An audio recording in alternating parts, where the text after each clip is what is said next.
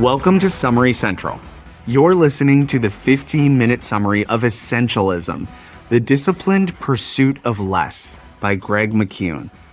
Take a breath, wherever you are, walking, commuting, cleaning up, trying to unwind. Let this be your little pocket of quiet focus.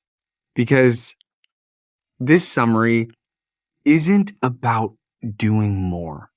It's about learning the discipline of less, but better. Part 1. Introduction. We live in a culture addicted to yes. We say yes to meetings we don't need, opportunities that don't fit, and favors that drain us. We fill every corner of our calendar, then wonder why we feel like we're always catching up. Greg McKeown wrote Essentialism as a kind of antidote to that. It's not about minimalism or decluttering your house. It's about decluttering your life. It's a guide to doing fewer things, but doing them with more focus, energy, and meaning. The big idea is simple. If it's not a clear yes, it's a clear no. Essentialism asks a radical question. What would happen if you stopped trying to do everything and focused only on what truly matters?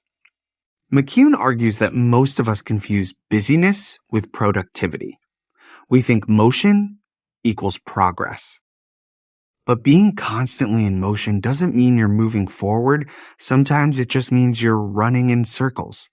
The essentialist lives differently. They know that saying yes to the wrong things means saying no to the right ones. They don't aim to do it all. They aim to do what matters most, with clarity and grace. He calls this the disciplined pursuit of less. Not less for its own sake, less so the few things that matter can shine. Think about your phone for a second. When too many apps run in the background, the battery dies fast. Your life works the same way. The essentialist learns to close the unnecessary apps. And that's what we'll do in the next few minutes. We'll walk through how to think, choose, and live like an essentialist. How to filter out the noise, protect your energy, and focus on the highest contribution you can make. So if you've ever felt stretched too thin, constantly busy but rarely fulfilled, this is your invitation to pause, breathe, and reset. And if you're enjoying these calm, useful reflections, make sure you follow or subscribe. It tells YouTube you like ideas that make you feel lighter, not louder. Let's begin. Part 2. The core mindset. The heart of essentialism is a mindset shift from reacting to choosing. McKeown says, the way of the non-essentialist is to live by default. The way of the essentialist is to live by design. A non-essentialist believes they have to do everything. An essentialist believes they choose to do what matters. That one distinction changes everything. Let's be real. Most of us operate in crisis mode. We react to every email, every request, every ping on our phones. We confuse being busy with being valuable. We chase everything and end up moving nowhere. McKeown argues that this happens because we forget we have the power to choose. When we forget that, the world starts choosing for us. Our inboxes, our bosses, our families, they all fill the vacuum left by our indecision. Essentialism is about reclaiming that power. It starts with one simple but uncomfortable truth. You can do anything, but not everything. And every time you say yes to something, you are, whether you realize it or not, saying no to something else. Essentialists don't fear that truth. They use it. They treat life like a series of deliberate choices, not endless obligations. Imagine your energy as a circle. The non-essentialist spreads it in 100 thin lines outward, busy, scattered, exhausted. The essentialist points all that energy in one bold direction, focused, deep, and effective. Same effort, different result. This is where McCown introduces a beautiful concept, the power of pause. When the world pushes you to decide instantly, pause. Ask, is this essential? If it's not, it's a no. That pause creates space between impulse and intention. And in that space, you regain control. Let's look at a small example. Someone asks you to help on a project that doesn't excite you. Your reflex says yes. You don't want to disappoint them. But then you pause. You realize saying yes means sacrificing time for your own work or your own rest. So you politely decline. That's an essentialist moment. Small, but powerful. McCune calls this the paradox of success. The more successful you become, the more options appear. And without clarity, those options become distractions. So success can actually become a trap unless you learn to filter. The essentialist filter is simple. Only do what's vital, meaningful, and aligned with your purpose. That's how they protect their time. And the irony is once you start doing this, your results improve because you stop dividing your energy into fragments. McCune says, if you don't prioritize your life, someone else will. It's a reminder that your time is being spent either by choice or by default, and default is rarely satisfying. So the essentialist mindset is really about permission. Permission to stop trying to please everyone. Permission to say no without guilt. Permission to rest without apology. It's the quiet courage to build a life that reflects your values instead of other people's expectations. And when you do that, something amazing happens. Your stress goes down, but your impact goes up. Because now you're pouring your full energy into what actually matters. If this shift resonates with you, hit follow or like, not because it's routine, but because it's an intentional yes. That's the essentialist way. Next, we'll talk about how to make those choices in real life, how to decide what to keep, what to let go, and how to say no gracefully. Up next, part 3, choices and trade-offs. We'll explore why saying no is not selfish. It's how you build a meaningful yes. Part 3, choices and trade-offs. Here's a truth that quietly shapes every moment of your life. You can do anything, but you can't do everything. Every yes has a cost. When you say yes to one thing, you're automatically saying no to something else. Most people just don't realize it until it's too late. Greg McCune calls this the law of trade-offs. It's the invisible rule of focus. And the people who ignore it are the ones who end up exhausted, overcommitted, and wondering why hard work isn't turning into progress. Essentialists don't try to beat the law. They embrace it. They accept that choosing one thing means sacrificing another, and they make that choice consciously. They ask questions like, if I say yes here, what will I have to say no to? Or if I commit to this, will it move me closer to what really matters? Those simple questions create clarity. Because the truth is, saying yes to everything guarantees mediocrity in all of it. McCune gives a rule that's become famous. If it's not a clear yes, it's a clear no. At first, that sounds extreme. But think about how much of your stress comes from half-hearted yeses, the ones you agreed to because you didn't want to seem rude or lazy. That polite yes becomes an unpaid debt. The essentialist learns to say no kindly but firmly. They use grace and clarity. A simple line like, "Thank you for thinking of me, but I can't take that on right now," can change your entire week. It doesn't have to be defensive. It just has to be honest. Here's what happens when you start doing that. People begin to respect your time. And even better, you start respecting it too. Part 4. Clarity and purpose. Clarity is the compass of the essentialist. It's what turns choices into confidence. McCune writes, "If you don't prioritize your life, someone else will." That's not just advice, it's a warning. Because the moment you lose clarity, the world starts assigning priorities for you. Essentialists begin by asking a simple but life-defining question. What's my highest point of contribution? That's the place where your passion, your talent, and what the world actually needs all overlap. When you find that point, everything else becomes easier to say no to. It's not that you suddenly have more time, it's that you finally know what deserves it. One executive McCune worked with used to say yes to every meeting.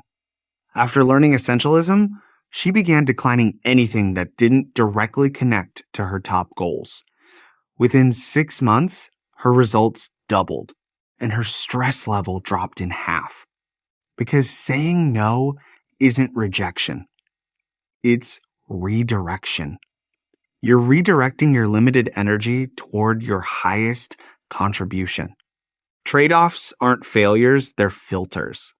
Each one refines your focus. You start noticing that the things you used to chase don't even matter anymore. You stop measuring your worth by how much you can carry and start measuring it by how much you've chosen to drop. McCune calls this living by design, not default. Default is chaos. Design is choice. And that's the beauty of trade-offs. They make design possible. When you consciously pick one direction, your life stops feeling like a tug of war. You move with purpose instead of pressure. Try this small exercise. Think of one thing you're doing right now that feels heavy, unfulfilling, or misaligned. Ask yourself what would actually happen if you let it go. Chances are, the world would keep spinning, but your world would feel a lot lighter. That's the magic of essentialism. You stop trying to hold everything together and realize it was never all yours to hold. If you're nodding along right now, hit follow or subscribe. That's one yes you won't regret. Next, let's talk about how essentialists decide what deserves a yes. Non-essentialists fill their lives with activity. Essentialists fill theirs with purpose. Clarity isn't just about knowing what to do, it's about knowing why you're doing it. And when your why is clear, your decisions become obvious. McCune suggests writing a personal mission statement, not a corporate one full of buzzwords, but a single, honest line that keeps you centered. Something like, I create work that helps people find calm and focus, or I build things that make life simpler. When new opportunities show up, measure them against that mission. If they don't fit, they don't stay. Clarity also means confronting trade-offs again, but now with purpose. When you know your mission, you can let go of good things to make room for great ones. It takes courage to do that. We cling to options because they feel safe, but too many options create noise. Clarity cuts through it. Here's a story McCune shares. A team of managers spent weeks arguing over which projects to pursue. Finally, one leader said, "If we could only do one, which would we choose?" The room went silent. That single question forced clarity, and the decision they made turned out to be their most successful project that year. That's what clarity does. It simplifies complexity. It doesn't remove hard choices. It removes confusion. You can build clarity daily. Each morning, ask yourself, if I could accomplish only one thing today, what would make the biggest difference? Do that thing first. Clarity isn't lightning. It's repetition. It's returning again and again to what matters most. And as clarity grows, peace grows with it. You stop comparing your path to everyone else's. You stop asking, am I doing enough? And start asking, am I doing what counts? Because the goal of essentialism isn't to have a perfect plan. It's to move through life with quiet certainty. To know that even when you're saying no to 99 things, the one thing you're saying yes to is yours. If this kind of clarity sounds like the direction you've been missing, take a moment to like or follow. We're about to talk about what keeps that clarity alive. Boundaries, energy, and the courage to protect what matters. Part 5. Boundaries and energy. Clarity gives you direction, but direction doesn't help much if you're too tired to move. That's why the next pillar of essentialism is energy, and the way to protect it is through boundaries. Greg McKeown says boundaries are the invisible fences that keep your focus safe. Without them, everything spills into everything. Your work bleeds into your evenings. Other people's priorities overwrite your own. You start every day running, but never feel caught up. The essentialist doesn't live that way. They understand that saying no isn't a luxury, it's a responsibility. Because when you protect your energy, you're protecting your ability to contribute at your highest level. The non-essentialist says yes to everything and wonders why they're exhausted. The essentialist filters. They only commit when it aligns with what's essential. And they say no, clearly, kindly, and quickly to everything else. McKeown puts it like this: if you don't set your own boundaries, others will set them for you, and always in their favor. That line stings because it's true. Most people aren't trying to drain you, they're just trying to meet their own needs. But if you don't draw the line, you end up living at the mercy of their schedules. But if you don't draw the line, you end up living at the mercy of their schedules. So, what does it look like to build healthy boundaries? It starts with awareness. Notice when you feel resentful or rushed. Those are signs that your limits have been crossed. Then, take one step back. Maybe you shorten a meeting, delegate a task, or block off time for deep work. Even small shifts reclaim huge amounts of energy. McKeown also talks about buffer time, giving yourself extra space around tasks so life's surprises don't wreck your plans. If you think something will take an hour, schedule 90 minutes. If traffic usually makes you late, leave early. Buffers turn chaos into calm. Boundaries also apply to energy leaks. Think about your phone for a moment. Notifications are like tiny mosquitoes, individually small, collectively exhausting. An essentialist doesn't live in constant reaction mode. They check messages on their own schedule, not everyone else's. And here's the key insight. Boundaries aren't walls. They're filters. They don't isolate you, they clarify you. They make sure your time and energy go where they're actually meant to go. Now let's talk about rest. Rest isn't what you do when you're done working, it's what allows you to work well in the first place. McKeown argues that we dramatically underestimate the value of recovery. Sleep, play, reflection, these aren't indulgences, they're investments. A tired mind can't make essential decisions. He even says protecting the asset yourself is the most important act of essentialism. That means treating your energy as finite and precious. Schedule downtime. Step away before you hit burnout. You'll return sharper, calmer, and far more creative. McKeown points out that play, genuine, purposeless play, actually fuels innovation. When you allow your brain to wander, it connects ideas in ways structured thinking can't. That's why some of the most creative people protect time for fun and boredom alike. Those moments of rest are where insights sneak in. Energy is also social. Spend time around people who drain you, and you'll feel it. Spend time around people who inspire you, and your energy multiplies. Essentialists are intentional about their company. They don't chase crowds, they choose circles. So if you take one thing from this section, let it be this. Boundaries are not barriers to productivity. They're the foundation of it. When you start protecting your time and energy, you stop surviving your schedule and start steering it. And if that thought already feels like a breath of fresh air, take a second to follow or subscribe. Because next, we'll explore how essentialists put all of this into action, how they turn clarity and boundaries into daily rhythm and effortless flow. Part 6. Implementation and flow. Essentialism sounds great in theory, but how do you actually live it? How do you make less but better part of your real, messy, everyday life? Greg McKeown's answer is deceptively simple. Don't rely on willpower, rely on design. The essentialist doesn't wake up each morning hoping to make the right choices. They build a system that makes the right choices the easy ones. Start by designing your environment. Remove friction for the essential things and add friction for the non-essential ones. Want to read more? Keep a book on your pillow.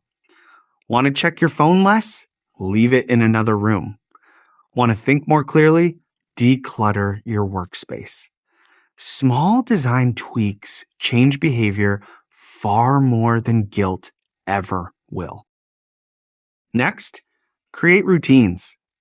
McKeown says, consistency beats intensity.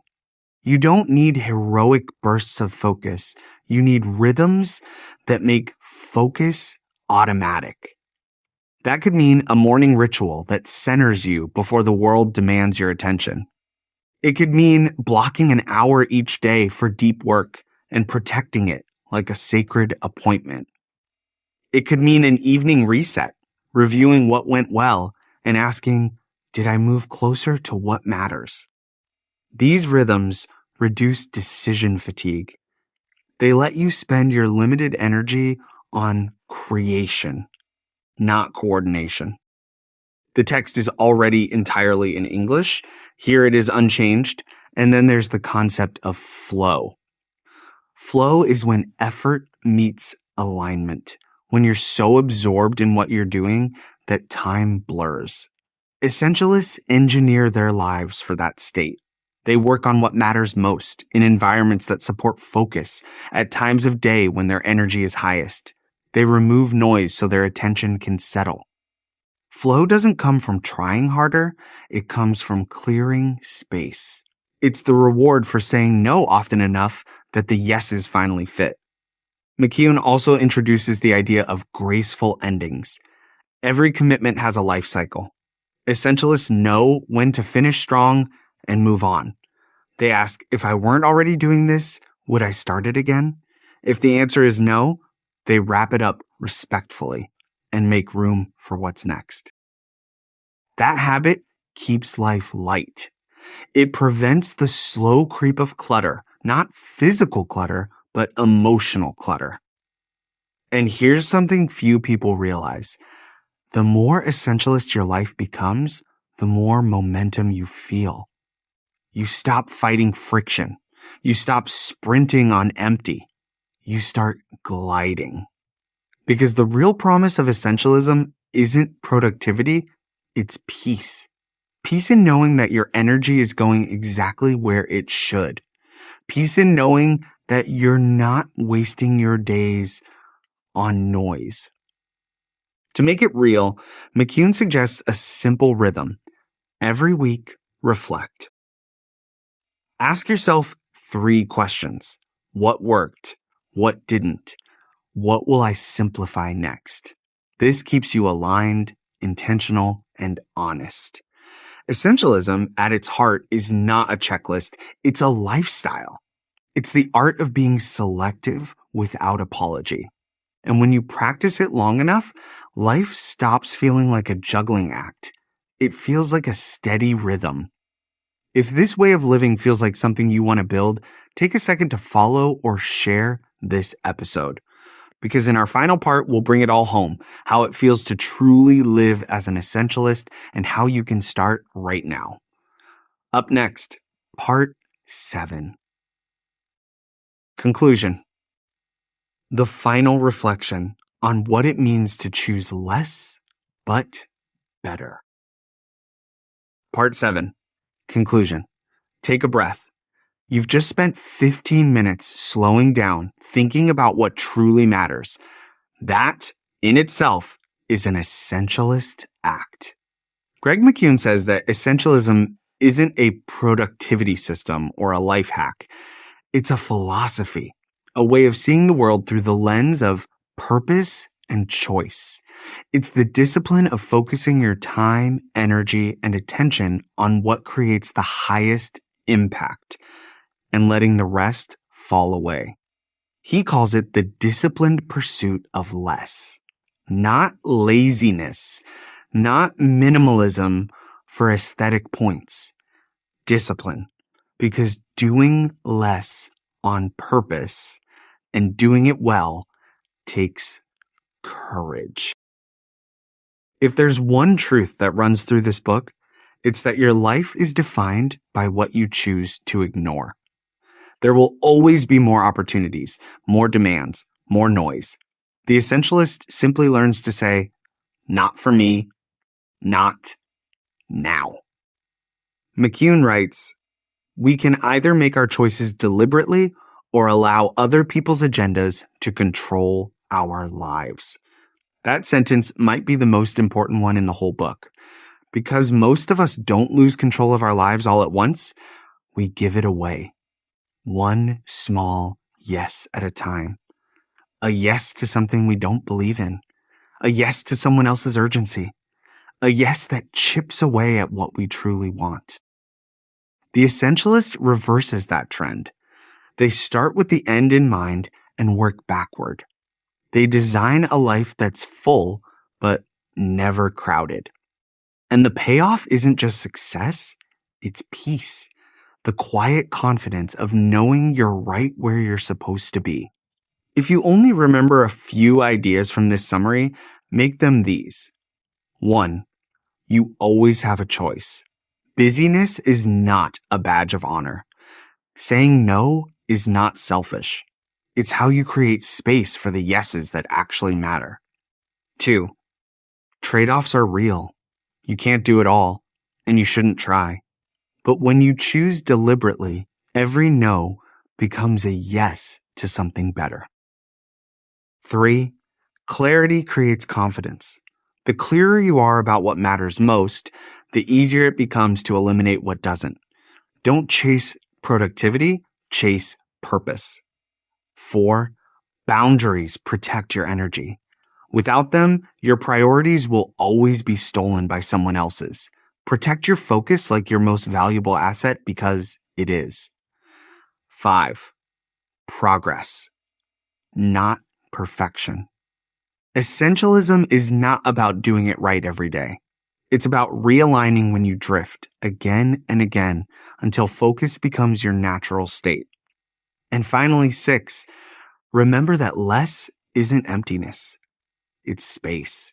Space to think, to breathe, to create, to live. That's where joy grows. McKeown reminds us that play, rest, and reflection are not distractions. They are essentials too. Because when you rest well, you choose well. And when you choose well, life stops feeling like survival and starts feeling like design. You might be thinking, where do I start? Start small. Today, pick one thing to let go of. A task, a commitment, a habit that no longer serves you. Then fill that space with one thing that truly nourishes you. That's it. That's how essentialism begins. One thoughtful trade at a time. Over time, you'll notice your life changing. You'll feel lighter, clearer, calmer. Your yeses will become rarer, but infinitely more meaningful. And people will start to notice, not because you're doing more, but because you finally look like you're in control of your life. And maybe that's the real lesson here. Control isn't about managing everything. It's about knowing what's worth managing at all. Essentialism teaches you to stop asking, how can I fit it all in? And start asking, what do I really want to fit into my life? That one question can rewire the way you think about time forever. So as we close, ask yourself, what's essential right now? Not tomorrow, not next year, right now. Maybe it's rest. Maybe it's focus. Maybe it's simply pausing for a deep breath. Whatever it is, do that. Let the noise wait. And if this reflection brought you a bit of clarity, take a second to follow or subscribe. Because here at Summary Central, we believe the best ideas aren't just learned, they're lived. And this essentialist way of living, deserves to be lived deeply. You've been listening to Summary Central, where big ideas become calm, useful conversations you can slip into your day. Until next time, choose less, but better.